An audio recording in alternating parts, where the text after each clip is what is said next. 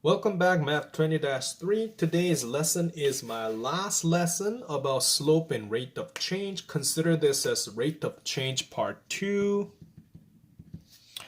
Part 1 was a lot of knowledge and skill, basically using Cartesian plane.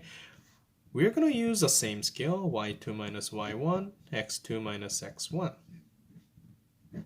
And we're going to graph a situation 2.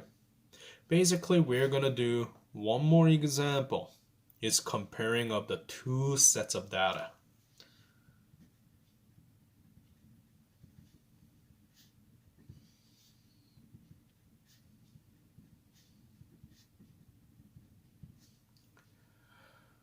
So what that means is we're going to draw a graph and we're going to compare each of the two sets of data in there. So one of the graph we're going to use dotted line, one of the graph we're going to use line graph, something like that. So without further ado, let's go with this.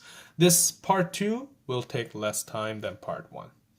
So example number 3. Reg timed himself jogging on a race course. He passed the 300-meter point with 1.5 minutes after starting and the 600-meter points after 2.8 minutes. And we need to show this graph using a ruler. That's part 1. And then what is his average rate in meter per minute? So interestingly, we're talking about instead of kilometer per hour or meter per second, we're doing meter per minute. Units is important. And we basically need to solve this in two different ways. This example can be found in page 47 of your booklet. I don't recommend you to go there now though, because we will go through each of those steps in a blank situation. Imagine you don't know anything. The answer is practically given on that page. So it's a good idea to use ruler, to be fair. Now, first thing first, we need to understand that it's a distance over time situation. So I'm going to put time as my x, except it's minute. And when it comes to this y situation, remember perspective, it's distance in meter.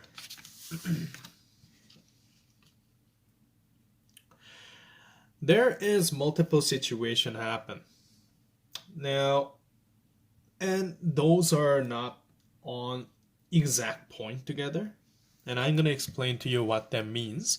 So here's what I'm going to do. Imagine x, I'm increasing everything by 0.5. So that's my 1 minute, that's my 2 minutes, that's my 3 minutes, that's my 4 minutes. Unfortunately, we don't need 4. Now 1.5 we reach at 300 meter. So I have my first data point over here. Now note the fact that he didn't run at the start, the moment of, when you need to do running. And then if you recall about track and field, when you just start hearing the gun sound, that's when you start rushing, right? So we actually have another data point. You don't have any speed at 0 second. This 2 dots will become one of the data point, like this.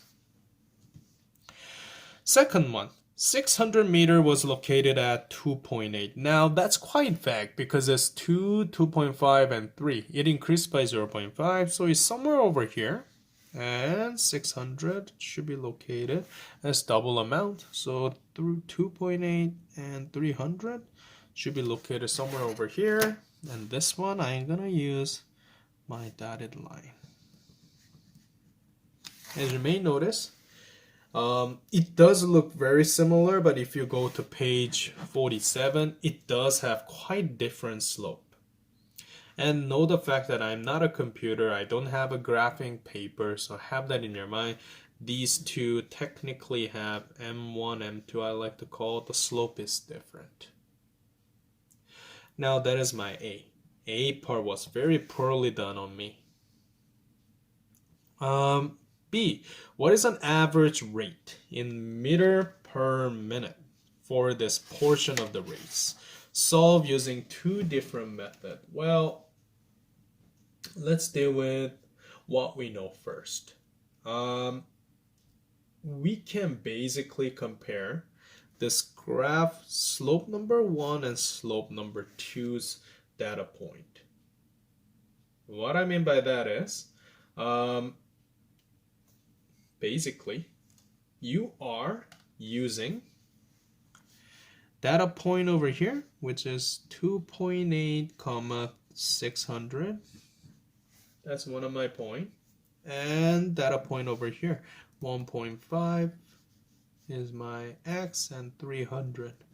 We can use the ending of the data point of slope number 1 and slope number 2 and then figuring out the average rate of this race. So the first way that we can do it two different ways.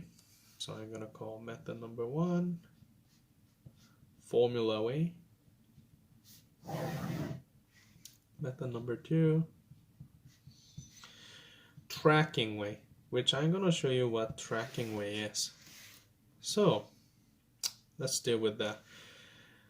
First situation, it is asking about the rate, which is slope of these two.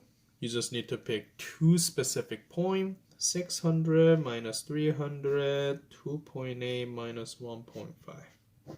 Then it gives you 300 on the top, 1.3 at the bottom. So 300 divided by 1.3, if you punch those numbers in, it's a nasty number, but it should be around 23.1. Let me quickly double check it too. So 300 divided by 1.3. No?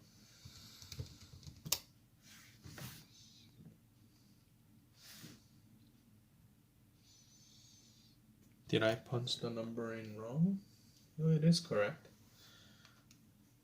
300 divided by 2.8 minus 1.5. Sorry folks, it does give me 231.8. So I think when it comes to this, your textbook have a little wrong answer over here. Yeah, I definitely have a little error. So instead of 23.1, why don't you put 231 meter per min situation? And actually that should make sense to you because the runner actually run 300 meter all the way to 600 meter, and it doesn't make sense if it's 23 meter per minute. He didn't even go to that speed. So anyway, 231 meter per minute, that should be the answer. This is one of the methods we did before. Other method is this. If you have a good graphing going on, I can track how much increase for the x and how much increase for the y. And that part can be easily done in this way.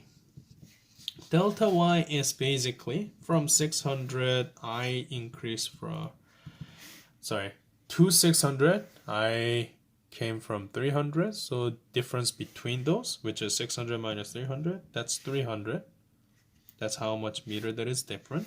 When it comes to second, 2.8 minute gap, and then 1.5 minute gap, that's 1.3 minutes.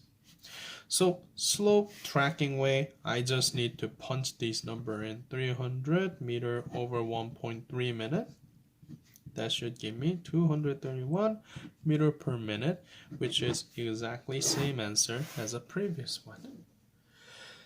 The second method, I recommend that if you have a good graph. if you don't have a good graph, don't even attempt. Rather go with point and formula method.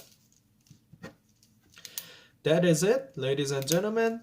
Your to-do list is basically build your skill page 49 and all of the question on practice your new skill on page 50 to 54.